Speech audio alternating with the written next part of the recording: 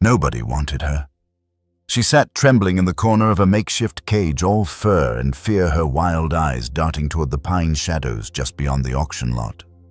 Some thought she was sick. Others whispered dangerous. A few just laughed.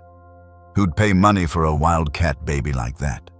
She had no name, no place to go, no one to fight for her. Until one man just passing through town with nothing but a truck, a debt-stained notebook, and a heart held together by hope stopped. He didn't know what drew him to her. Maybe it was the silence, or maybe it was that in her eyes he saw something he'd forgotten in himself. What he didn't know, what no one knew, was that this unwanted animal would become more than a companion. She would uncover a buried truth, outsmart a hunting syndicate, and carry a message that would echo through mountain ranges and into the hearts of millions. This isn't just a story about animal rescue. It's a story of redemption, wild instinct, and the quiet bond between two souls. One human, one not, who refused to give up on each other. Let me take you back to where it all began. Nathan Bishop wasn't the kind of man most people noticed anymore. He moved through gas stations and roadside diners like smoke through an open window. Quiet, forgettable, unremarkable to everyone except the stray animals who always seemed to find him. He wasn't old, not exactly, but his face had that worn-in look of someone who had spent too many years waiting for something that never came. Years ago, he ran a modest woodworking shop in central Colorado. Nothing fancy, just hand-carved tables, rocking chairs, and the kind of warm-smelling cedar toys that reminded people of grandparents and simpler times. His wife Lillian handled the books. His daughter Emily used to help him paint tiny flowers on birdhouses during long summer afternoons. It was the kind of life that felt solid, not grand, but good. But that was before the storm rolled in. It didn't come all at once. It came like most storms do in real life, a series of slow, quiet disasters. First came the wildfire that burned down a supplier's mill, driving up the cost of his wood. Then came the chain home decor stores that moved in down the street, offering factory-made furniture for half the price. Then came the silence, the kind that creeps in when the phone stops ringing and no one walks through the door. Orders dried up. So did the savings. Eventually, so did Lillian's patience. She left first. Emily stopped calling soon after. Nathan sold off what he could and kept the rest in a trailer that groaned under its own weight. With no store, no house, and no one waiting for him, he hit the road. Not to find something new, just to move. For the past 8 months, he'd been living out of an aging pickup, the kind with a rusted bumper and a patched seat he duct-taped himself. He parked just outside Yellowstone most nights, close enough to smell pine and dirt, far enough not to be noticed. Some nights he worked odd jobs, fixing fence posts, clearing brush, replacing locks for people who didn't ask his name. On the rest, he just sat, watched the sky, let the days pass like wind over stone. And yet there was something still awake inside him. Maybe it was the way he always left a little bit of food outside his truck for the raccoons. Maybe it was how he never turned away when he saw a hurt bird or an abandoned animal on the road. He didn't say much, but he noticed things: which squirrels had nests nearby, which trees the crows liked best. How long it had been since he heard the coyotes sing. He was in the quietest way possible, still listening for something, still hoping. That morning, the one that would change everything, had started like most others. Nathan had woken with stiff knees and a chill in his bones. He rubbed the sleep from his eyes, poured coffee from a dented thermos, and checked the sky. Gray. Always gray. He packed his things, not because he had anywhere to go, but because sitting still felt too much like giving up. He drove toward a small town tucked between the hills, the kind of place that had one post office, one diner, and one badly painted sign that said, "Welcome," with half the letters peeling. He wasn't planning to stop, but something caught his eye. A wooden arrow nailed to a telephone pole. Animal sale. Today. Fairgrounds. He almost kept driving, but something about the word animal tugged at him. He thought of the raccoon he used to leave apple cores for, the barn owl that once perched outside his camper for a week straight. He thought of the silence that had grown inside his truck and how maybe, just maybe, a little company wouldn't hurt. The fairground was dusty and half empty. A few locals walked around in flannel shirts and worn jeans, eyeing horses, goats, and the occasional dog, kept in crates too small. The whole thing felt sad, tired, like a place where no one was really looking to find a friend just to get rid of responsibility. That's when he saw her. She wasn't advertised. No signs, no handler. Just a cage pushed awkwardly into the corner, half covered by a torn blanket. At first, he thought she was a large, scrappy cat. But then she lifted her head, and he saw the angular jawline, the tufted ears, the unmistakable wildness in her gold eyes. A bobcat, young, underfed. Her coat was matted in places, but her body, though thin, still moved with the coiled energy of something feral. She looked like she had been through something most wouldn't survive. People passed her cage and made the same sound, a dismissive click of the tongue, a mutter of, "Not worth the trouble." A woman nearby whispered, "Too wild to train, too soft to release."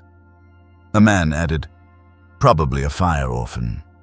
Nobody made an offer. Nobody even asked her name if she had one. But Nathan didn't look away. He stood in front of that cage longer than he realized. Something in the way she stared at him, not with fear, not with hope, but with quiet challenge, held him still. She wasn't asking to be rescued. She was daring him to walk away. He remembered that feeling.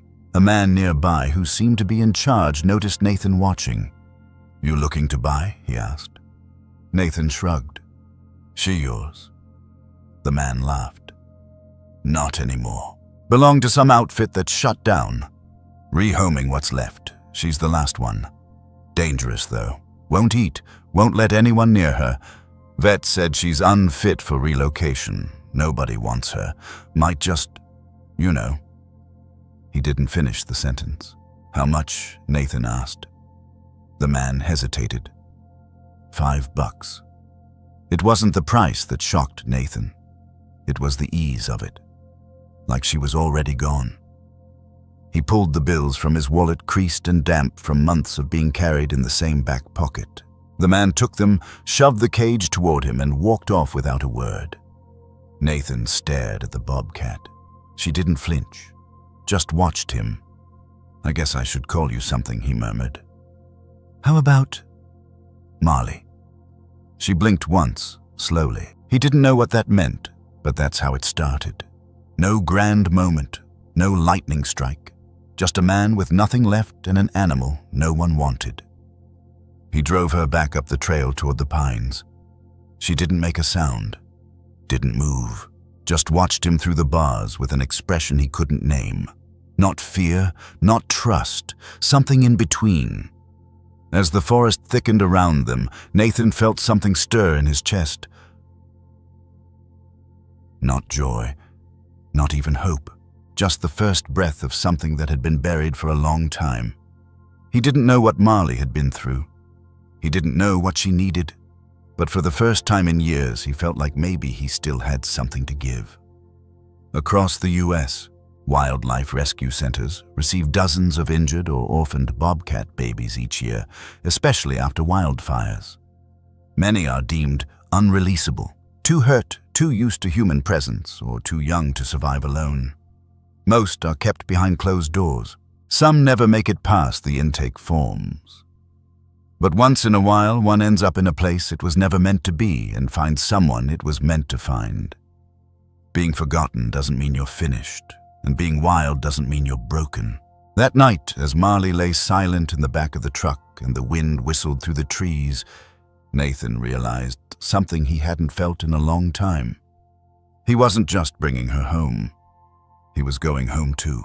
But what he didn't know, what no one could have guessed, was that Marley wasn't just following him into the woods. She was leading him somewhere else entirely.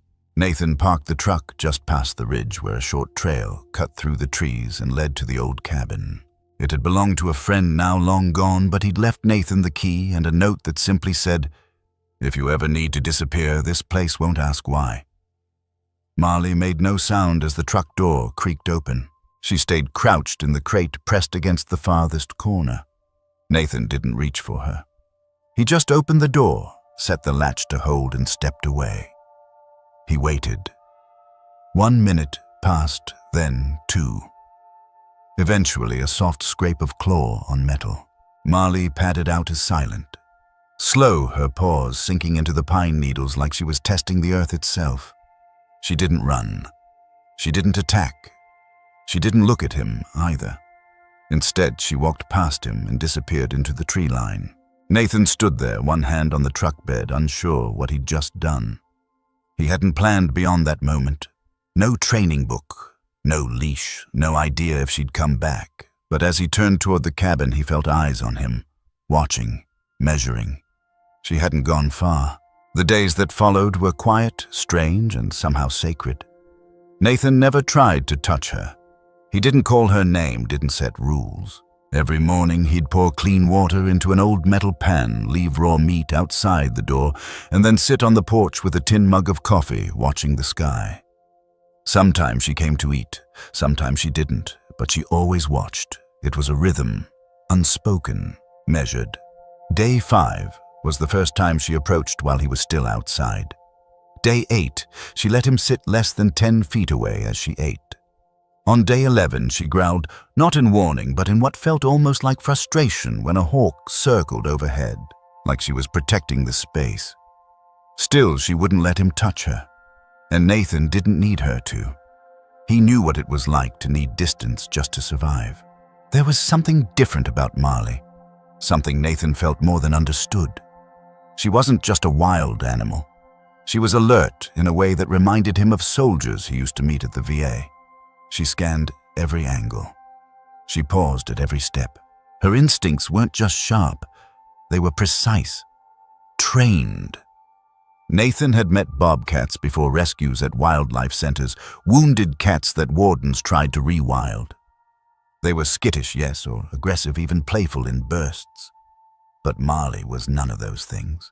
She was calm, calculated, watchful, as though she had once known routine order's structure. But who would train a wild cat? And why? He found himself thinking about that strange man at the auction, the way he'd pushed Marley away without even looking back, the way her crate had been secured not with ropes but with reinforced straps, military style. He hadn't noticed at the time. Now he couldn't unnotice it.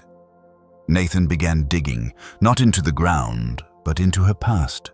He started visiting the town library, asking questions about rescue centers, local fires, poaching investigations. Most people shrugged, uninterested. But one clerk remembered a wildlife rescue being shut down a few counties over, funded by a mysterious benefactor. Shut down, suddenly, no public reason given. And that's when he heard the name Marcus Grady. A wildlife biologist turned recluse, specialized in animal behavior, built a facility with private funding and no government oversight. Some said he worked on projects meant to help preserve wild species after fires, mapping their movement, building alternative habitats. Others said he trained animals for something more covert, tracking illegal hunters, gathering data deep in the wilderness where drones failed. Nathan found an old article barely indexed. It showed Marcus standing beside a female bobcat named Cinder. The resemblance to Marley was undeniable. Could she be Cinder's cub? If so, then this was no ordinary bobcat baby. This was a wildcat born with a purpose and orphaned before she could complete it. Nathan started testing her responses. Not forcefully, just observations. He'd walk a new path through the woods and watch where Marley stepped. She always avoided certain fallen branches. She never stepped twice in the same place. Once he left his glove on a rock. Marley sniffed it, then scratched an X into the dirt beside it. Another time she brought him an object, a fragment of a torn canvas pack, half buried beneath pine needles. She dropped it near the porch, stared at him, and walked away. It wasn't affection, it was communication. Real, deliberate, precise. Nathan kept a notebook. He started documenting patterns where she paused, what she avoided, what she repeated. A week later, he walked into town again and asked an old park ranger about tracking signs. The ranger mentioned something strange years ago. Someone had carved a sequence of notches into certain trees across the national forest. Like codes, he said.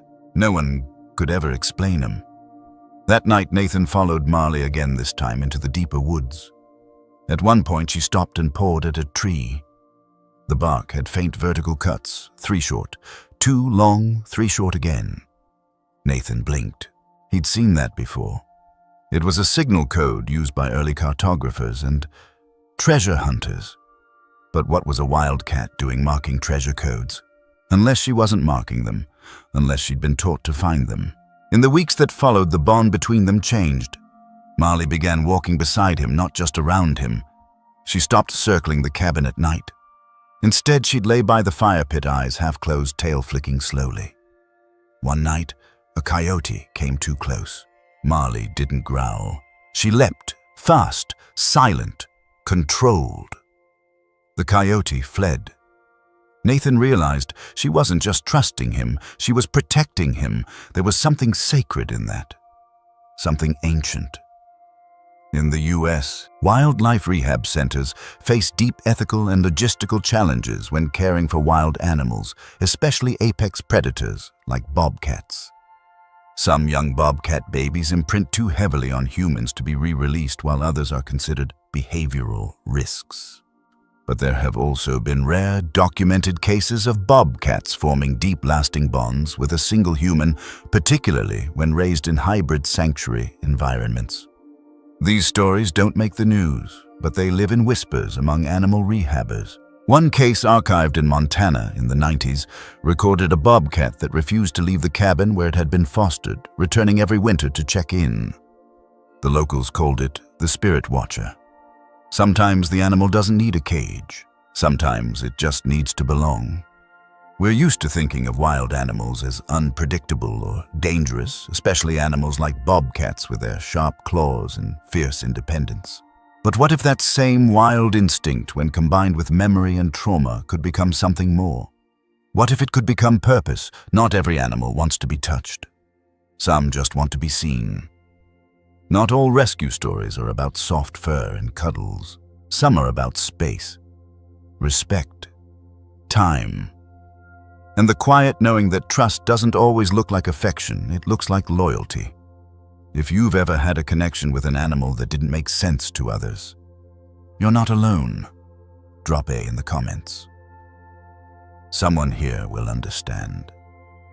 One evening, just as the sun slipped behind the ridge and bathed the trees in gold, Marley stood near the cabin door and scratched the same code into the dirt. 3 short, 2 long, 3 short. Then she looked up at Nathan, waiting. She was ready to lead him somewhere. The only question was whether he was ready to follow. The first snowfall came early that year. Nathan had just come back from chopping wood when he saw Marley sitting under the porch overhang, her breath fogging gently in the cold air. She didn't flinch when he stepped near. She didn't growl or retreat. She just blinked slowly, then looked away as if to say, "This is your space." I know. But she didn't leave it. That was how it started. Not with a hug, not with a leash. Just proximity. Shared silence. Trust the kind you don't talk about. By now, Marley had chosen a place to sleep, a corner inside the woodshed, away from wind, but close enough to the cabin's warmth. Nathan had left the door cracked open every night, just in case she wanted more shelter. She never used it, but she never went far. Each morning, Nathan set out a pan of water and pieces of meat. He talked to her casually, sometimes about the weather, sometimes about nothing, sometimes about Lillian in the house they'd once painted blue together. He never expected Marley to respond. And yet, whenever he sat down at the edge of the porch, she came closer. Not for food, just to be near. Winter in the Gallatin Range had a rhythm of its own. Long nights, frozen soil, days that started dark and ended darker. Nathan spent them chopping wood, patching the roof, writing in a notebook he found in the back of a drawer. Not because he thought anyone would read it, just to remember. Marley began following him more closely. At first, she stayed just within the tree line, trailing him like a shadow. But after a week, she walked beside him. If he stopped, she stopped. If he moved off the trail, so did she. And always her eyes scanned everything. She'd pause suddenly, ears twitching, body low, then move again. He learned to trust those pauses. One time her stillness warned him of a loose rock that would have sent him down a ravine. Another time it was a bear, far off, not hunting, but near enough that Nathan turned back before Marley had to do anything more. Inside the cabin, the routine was simple. He made soup, ate slowly, watched the fire. Sometimes he'd read aloud from old books left on the shelf. Naturalist journals, survival stories, even a copy of Call of the Wild. Marley would sit by the door, not listening exactly, but always there. There was something about reading with someone near that made the silence feel full, not empty. Nathan kept thinking about the code. 3 short. 2 long, 3 short, scratched into bark, into soil, even once into frost on the cabin window. It wasn't random. She wasn't random. She was pointing him towards something, and it wasn't just instinct. It was memory. He pulled out the newspaper again, the one he'd found in town weeks ago. The article about Marcus Grady, about the Lost Wildlife Project, about the trained bobcat experiment. The idea had sounded ridiculous at first, but now, sitting here beside a wild cat who navigated terrain like a scout and communicated like a partner, it didn't feel so far-fetched. One night, Marley brought something strange to the porch, a cloth pouch, old and weather-worn, with a metal clasp. She dropped it gently and walked away. Inside was a compass. The glass cracked, but it still worked. Nathan understood the message. Keep going. Follow. But where? He started noticing more signs. Scratch marks near trees, rocks stacked in unnatural patterns. Even a piece of faded cloth caught in a pine branch. Marley began waiting for him to follow her. Not far, just to a clearing or a ridge. Once to the remnants of what looked like a campsite, burned-out logs, a rusted tin cup, and a carved message in the bark of a stump. The map is memory. The memory moves. It made no sense. And somehow it made perfect sense. In real wildlife rescue work, especially with bobcats, one of the hardest challenges isn't physical recovery. It's rebuilding the animal's sense of orientation. Experts have noted that some animals retain root memory and can find their way back to old dens, water sources, or trap locations years later. This kind of instinctual navigation has been called eco-memory, and while not fully understood, it suggests that wild animals hold on to more than we realize. Marley was proof. She remembered something, and she was leading Nathan into it. There was one moment that changed everything. It was late January. The wind had been howling for days. Nathan was sick with a fever, nothing serious, just winter exhaustion. He hadn't gone outside, hadn't chopped wood. The fire was burning low, and Marley was gone. Not just for the afternoon. For 2 days. He didn't sleep much, just stared at the door. Then at dusk on the second night, there was a sound. Not a knock, not a growl, just a soft thump. Marley had returned with a dead hair in her mouth. She dropped it just outside the threshold and stepped back. Her tail flicked. She was watching him again like the day they met. Nathan almost cried, not because of the gift, but because he finally understood she wasn't his pet. She was his equal. They were 2 broken things in one quiet place offering what they could. People think wild animals want to be left alone, and many do. But sometimes what they really want is space to be with someone without needing to be owned by them. Bobcats, like many wild creatures, have layers of behavior we're only beginning to understand. Intelligence, emotion, even something like choice. Marley had made hers. Healing doesn't always look like affection. Sometimes it looks like consistency, patience, routine. Sometimes it looks like soup and silence and a bobcat sitting by the fire. If you've ever found healing in an unexpected place or with an unexpected companion, your story matters. Leave a note in the comments. Someone might need to read it tonight. Nathan hadn't mentioned it to anyone yet. Not that there was anyone to tell, but every time he followed Marley deeper into the woods, the signs got clearer. The same patterns, the same markings. And one day, not far from a frozen stream, he saw it etched into stone vault under root, north by east. Marley stood beside it, still as stone. She had found it again. But she wasn't just showing him a place. She was preparing him for what came next. Back at the cabin that night was different. Marley didn't sit by the door. She sat by the map Nathan had started sketching lines and codes, arrows and memories. Her eyes never left it. That was when he knew this wasn't about staying warm anymore. It was about uncovering something she had carried in her memory, and now in his hands. The morning was quiet. No wind, no bird song, just the soft crack of frost beneath Nathan's boots as he stepped out of the cabin, coffee in hand. Marley was already awake, sitting near the edge of the clearing facing north, completely still like a statue carved from bone and shadow. She hadn't touched her food. Instead, she'd spent the night circling the same spot beside the porch, pawing gently at the frozen ground, then retreating, then returning again. There was something deliberate in her behavior. Measured, like she was waiting. Nathan knelt beside the patch she'd marked. The soil was compact, brittle from freeze-thaw. He pressed his gloved hand into the dirt, and it sank. Beneath the surface, wrapped in oilcloth and tightly bound with twine, was a bundle no larger than a paperback book. Marley didn't move. She just watched. Nathan unwrapped it slowly. Inside an old field notebook, a compass not broken. This one was pristine and something that made his breath catch.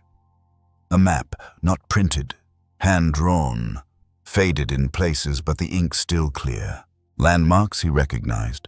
Canyons, rivers, old trails. And in the corner, a small red mark near a series of ridge lines, one of them just northeast of where they were standing. He turned the map over. On the back, in neat, careful script, "If she returns, follow her. The truth isn't buried, it's walking." MG. MG, Marcus Grady. Nathan went inside and set the map gently on the table. Marley followed, quiet eyes flicking to the notebook. He opened it slowly. Field entries, observations, animal movement patterns, notes on bobcat behavior, migration timing, territory markers. But then, toward the back, something different. Detailed notes on a project. Objective, develop. Tracking method, undetectable by poachers. Use trained carrier, non-intrusive transport model. Integrate organic memory plus physical cache system. Subject, Cinder. Cinder. Nathan looked at Marley. She blinked. The puzzle pieces began to fit. Cinder must have been the mother, trained to carry field intel through dangerous terrain, to navigate by scent and memory. But something must have gone wrong. If Marley was her cub and carried that training by instinct or imprint, then she wasn't just a rescued bobcat baby. She was a living archive. What she carried wasn't just instinct, it was inheritance. Later that day, Nathan followed her. She didn't look back, just moved through the trees like she'd walked that trail 100 times. They passed a stream he hadn't seen before, climbed a low ridge, reached a rocky outcrop, and there, under a cluster of boulders, Marley scratched again. Nathan cleared the snow, found a hollowed crevice. Inside, another oilcloth bundle, this one heavier. Inside were gold nuggets. Dozens. Raw, uncut, gleaming. He didn't speak, just stared. Marley watched him for a long time, then turned and walked to the edge of the rocks. She sat again, this time facing east. There was no doubt now. Someone had used her to move more than information. Marcus Grady hadn't just trained Cinder to be a field companion. He'd turned her into a courier, and her cub Marley had picked up the path where her mother left off. In animal rescue circles, particularly in wildlife rescue efforts, there's a rarely discussed practice known as purpose conditioning. It's used in cases where wild animals have been injured beyond release but retain strong navigational instincts. Some sanctuaries train these animals, especially those with tracking ability like wolves or wild cats, to assist in mapping terrain for research and conservation. There's no fame in it, no headlines. But those animals become part of something quietly heroic, carriers of legacy. Marley may have never completed formal training, but she had memory, scent, pattern recognition, and more than anything, direction. Back at the cabin, Nathan unrolled the map again. The red mark near the ridgelines now made sense. It wasn't just a route, it was a relay point. There were likely more. He opened the journal again. One line caught his eye: if found. This is not about gold. The gold was a tool. The real vault is in the canyons. He spent the next week following Marley's guidance. She led him to 3 more locations, each carefully hidden. One beneath a hollow tree trunk, another wedged into the rocks near a dry waterfall, and the last buried under snow in a shallow basin marked with stones shaped like an arrow. Each time Marley scratched once, waited, then stepped aside. And each time the message was clear: remember, record, don't take too much. Nathan kept most of the nuggets sealed and untouched, but he allowed himself to trade a few, just enough to fix the old truck, buy supplies, and finally send money to his daughter with no return address. Just a note. You were right to leave, but I never stopped listening. Dad. He didn't expect a reply, but a month later, a postcard arrived. No return address. Just one sentence. I always loved the way you talk to animals before you talk to people. He kept it inside the map folder. In a world where everything is tracked, tagged, digitized, we forget that some of the most powerful systems are the quiet ones. Carried not in wires or hard drives, but in memory, behavior, and connection. This wasn't a GPS bobcat. This was a creature of loyalty, taught to carry what couldn't be stolen: purpose. Marley wasn't just part of a wildlife rescue. She was the rescue. The things we carry without knowing, memories, codes, losses, directions, often become the things that define us when we finally choose to open them. Marley didn't need to speak. She didn't need a handler. She needed someone willing to follow. If you've ever had an animal show you something you didn't expect, a path, a lesson, or even just a moment of stillness, your story's worth telling. Drop a few words in the comments. And if this story reminds you of someone, maybe it's time to reach out. One evening, as the sky burned orange over the pines, Marley returned from the woods, not with a pouch or a sign, but with something far more unsettling. A set of boot prints, fresh, deep, human. Nathan followed them halfway down the ridge. They didn't belong to anyone local. Too clean, too direct, and they circled the cabin twice. Someone had been watching. Someone else knew what Marley carried. That night, Nathan sat awake by the fire, the journal open on his lap. Marley lay beside the Doria's forward tail, flicking slowly. The map was no longer just a memory. At first, Nathan thought it was just coincidence. A single boot print in the snow, maybe from a hiker. But when he circled back and found more, 3 sets, 2 different tread patterns, and all too fresh, it stopped feeling like nature. These weren't lost campers.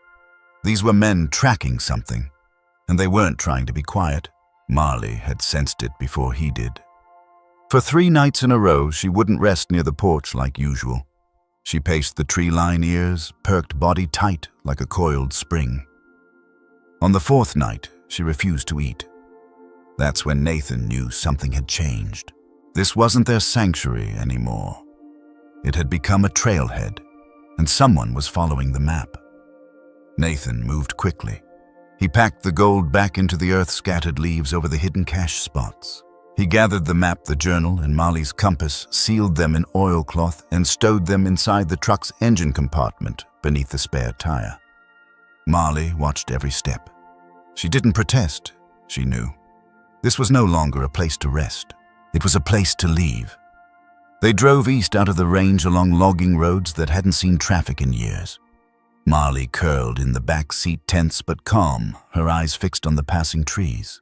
Just before sunset, they reached a narrow canyon, tight, rocky, steep. The truck could barely squeeze through, but Nathan knew the route from an old ranger's map he'd studied. It led to a forgotten mining town, Timberwell, just a ghost of a name on most maps.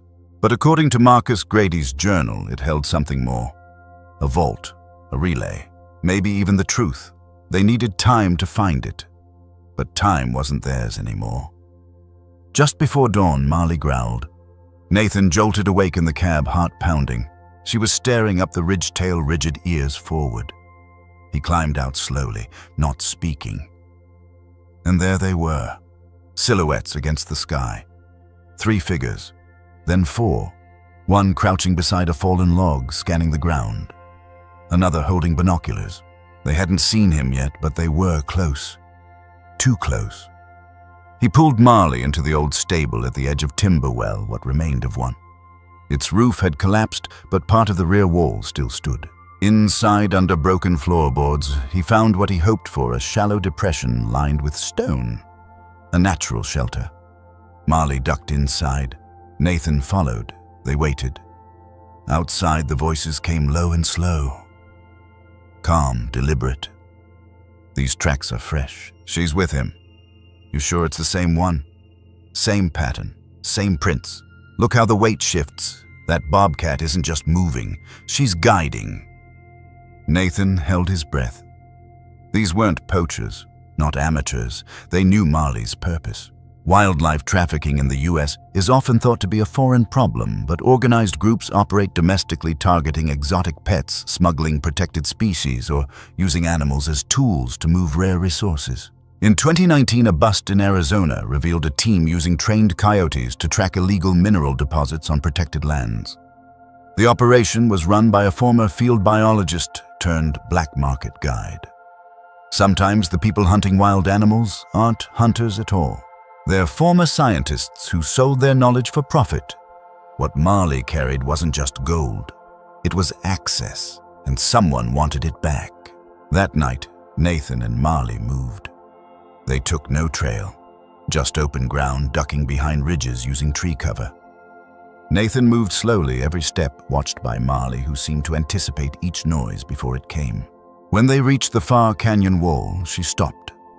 There in the stone was a mark, a single etched arrow pointing downward. She began to dig. Nathan followed. A few feet down beneath the frost, they uncovered an iron box sealed tight.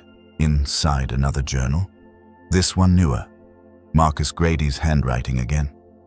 But the entries were different, urgent, conflicted. One page stood out. If they find her, they'll follow. If they follow, they'll extract. Not for science, for control. I made a mistake. Another entry. The map is valuable. But she is the memory, the instinct. The map can be copied. She cannot. Nathan read the line twice, then looked at Marley.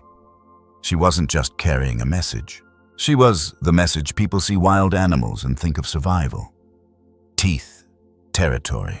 But Marley was carrying something else, intelligence embedded in instinct. A pattern passed down from mother to cub, trained and reinforced, rooted in environment. She didn't just know the land. She understood it. She was the last living copy of a system no one else could duplicate. And she wasn't meant to be captured. She was meant to choose. By morning, the men had caught their trail again. Nathan knew they were outmatched. Better gear, better tech, maybe even a drone or two above the clouds. But he had something they didn't, Marley. She moved like smoke, left no prints, gave no sound. They used caves, hidden passes, even walked a creek bed for half a mile. Every turn Marley led was smarter than the last. She seemed to be outwitting their pursuers by memory alone. At one point, they doubled back behind a ridge and watched the group pass below, silent, unaware they were being watched themselves. It was a moment Nathan would never forget. A wildcat once caged and discarded, now playing ghost to train trackers who couldn't catch her. Not because she was faster, but because she understood the rules better. The most dangerous thing to those who exploit nature isn't resistance, it's knowledge they can't control. And the most powerful kind of freedom, the kind that doesn't need to run. Just needs to know where to disappear. Later that evening, they made camp behind a rockfall. Marley curled beside Nathan unusually close. Exhausted, she rested her chin on his boot. He didn't move. He just whispered, "You're more than they'll ever understand." A beat passed. Then a sound behind them, just a click. Not close. but deliberate. Marley stood. They weren't safe yet. Have you ever seen an animal outsmart a situation? Not just survive, but think through it. Maybe you've got a story to tell. We'd love to hear it. Before dawn, they moved again, higher this time, toward the final ridge Nathan had marked weeks earlier from Grady's map. Marley stopped once, turned to look at him, then sprinted forward faster than he'd ever seen her move.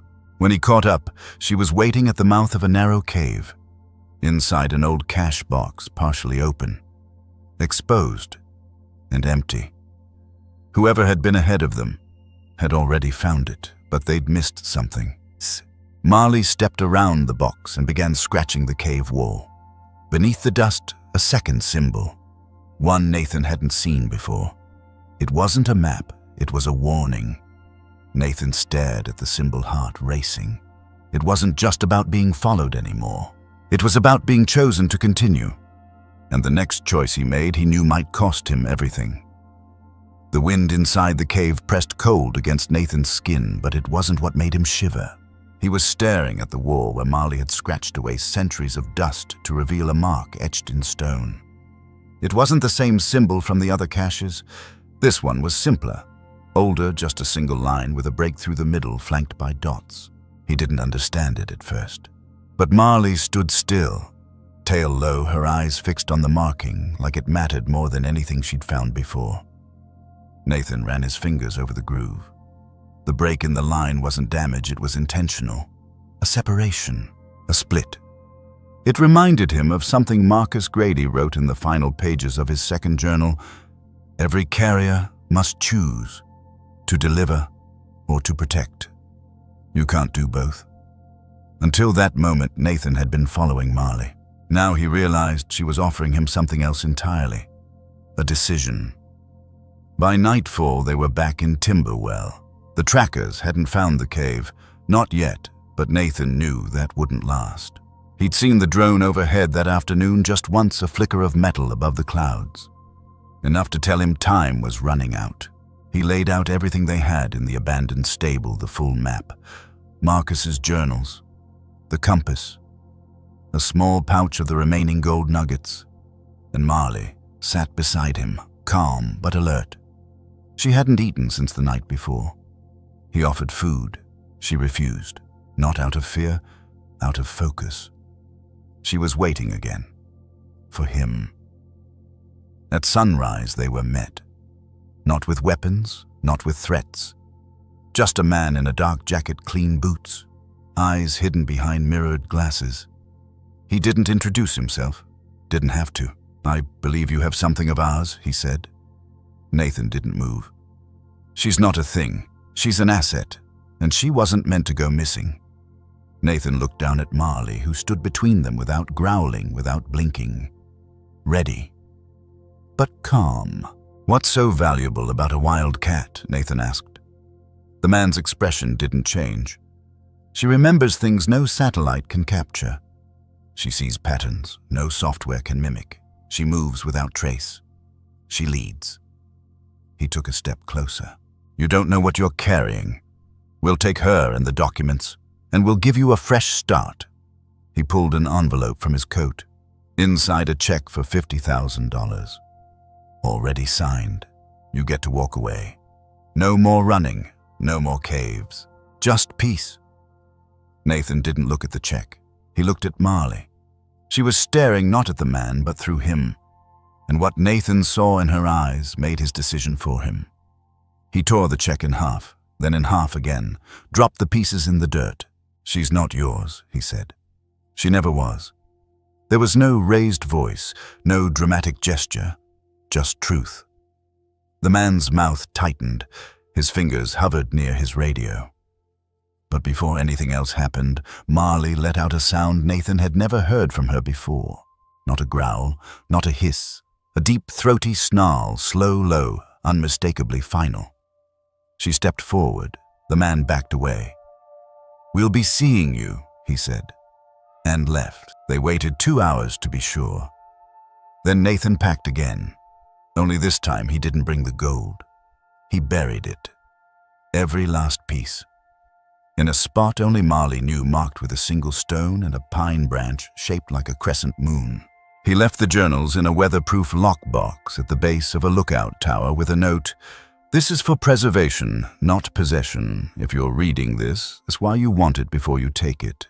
He and Marley carried only what they needed: food, a tarp, the compass, and a folded section of the map, one that led not to treasure but to higher ground. The rest he left behind. That was the choice. And he made it. In 2017, a small rescue group in Montana discovered that a bobcat previously marked for euthanasia had learned to recognize environmental hazards marked by red flags used by fire crews. It would avoid areas flagged for controlled burns. The pattern wasn't instinct. It was learned. Some believe it was passed from its mother, who had been raised briefly in a forestry program before being released. Scientists call this inherited environmental memory. What Marley carried might never be measured in money, because it wasn't about gold. It was about memory passed through muscle pattern, etched into bone. She was more than a bobcat. She was a living map. The most valuable creatures in the wild aren't the ones we cage. They're the ones who choose to stay close when they don't have to. Animals don't measure loyalty with contracts. They measure it in trust, time, silence, direction. That day when Nathan chose Marley over money, he wasn't just protecting her. He was honoring her choice to stay. You can't claim what was never yours to own. Love, real love, even animal love, is about presence, not possession. You can't buy back trust. You earn it every quiet day, every shared trail, every moment you choose to stay. That night, as they camped near a ridge high above the timberline, Marley lay closer than ever before. Nathan stared at the stars, arms folded beneath his head, listening to the soft rustle of her breathing beside him. He'd given up the gold, the journals, the safety of hiding. But what he'd kept, what he'd chosen, was the only thing that had ever really mattered. A wild cat, a quiet life, a purpose. If you've ever chosen something that didn't make sense on paper but felt right in your bones, you're not alone. Tell us in the comments. These stories matter. The next morning, Marley led him down a path he hadn't noticed before. Narrow, steep, framed by stone. At the bottom, a shallow pool, crystal clear. Beside it, carved into the rock, was one final symbol, a circle with no end. It wasn't a treasure mark. It was a sign of arrival. They weren't running anymore. They were following something older, something true. And Marley was no longer guiding Nathan to a place. She was guiding him home. It began with silence.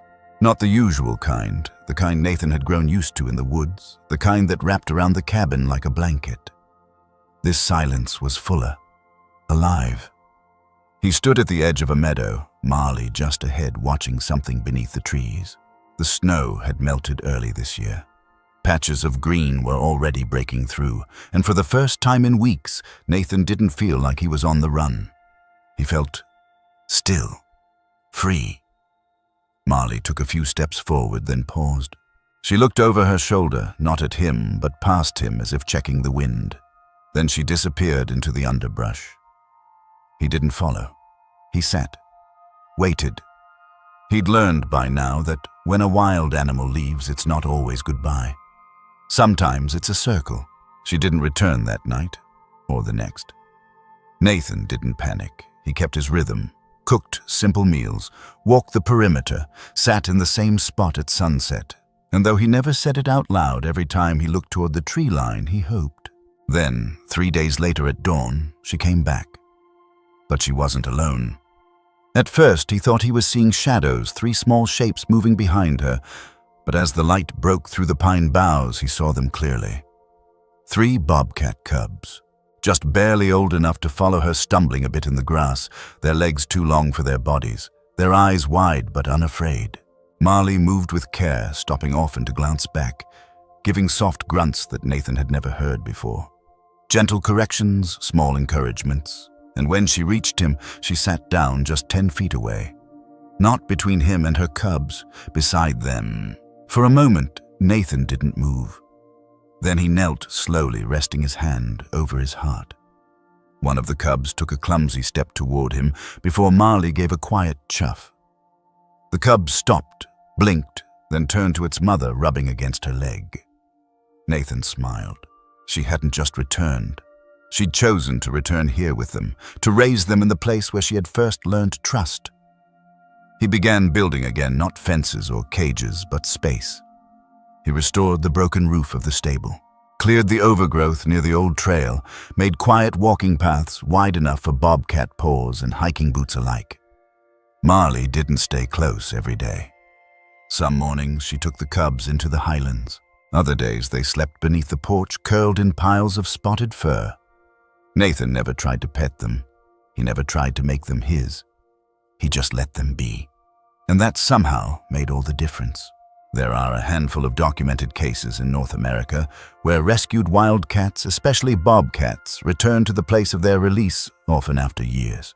In Wyoming, a female bobcat once returned to a ranger's cabin with her litter years after being nursed back from injury. She stayed nearby through winter, then disappeared again.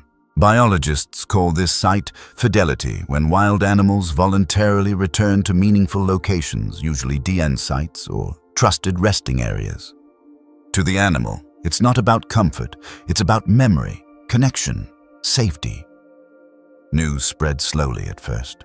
A hiker took a photo of Marley perched on a rock, 2 cubs below her, the third swatting playfully at a grasshopper. The photo went viral within a week. Wild bobcat family returns to human camp. The headline read, but Nathan never gave interviews. He never tagged the location. He only replied once in a forum for wildlife rescue advocates, "She's not mine, but she's home. That's all that matters." Then came the letters. From other rescuers, from older couples who'd once cared for injured deer, from kids who'd grown up with a raccoon that visited their yard every spring. They wrote about second chances, about animal companionship, about that one creature who had looked at them and seen them. Nathan read every word. He didn't always respond, but he understood. He started leaving postcards pinned to trees and fence posts near the canyon trails, each one handwritten, unsigned. Sometimes the thing you rescue teaches you how to come back to yourself. She led me here, not with words, with trust. Let the wild be wild, but never forget it loves you back. Hikers started collecting them. They began calling the place the Whispering Trail.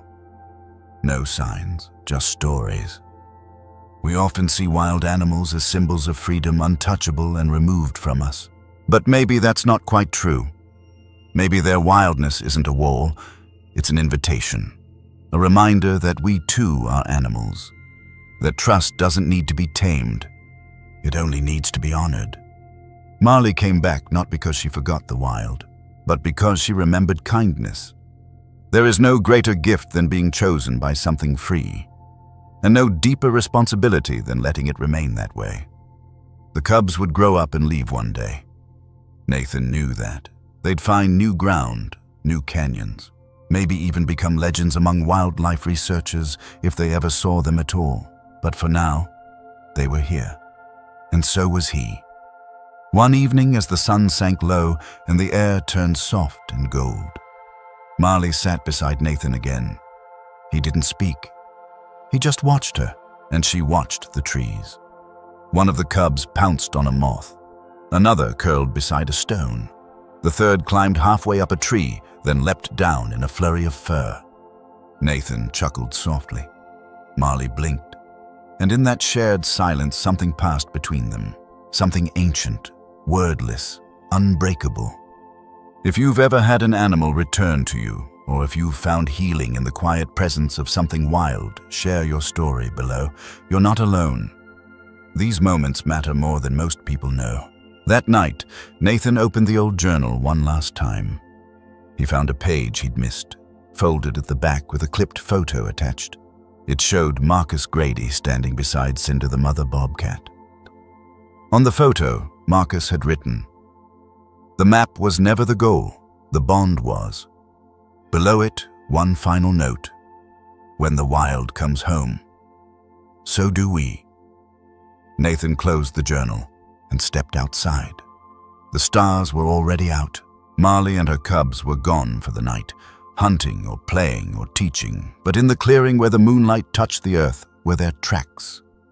And Nathan realized he hadn't just witnessed a return, he'd become part of it.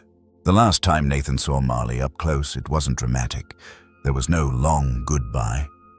No gesture that said, "This is the end."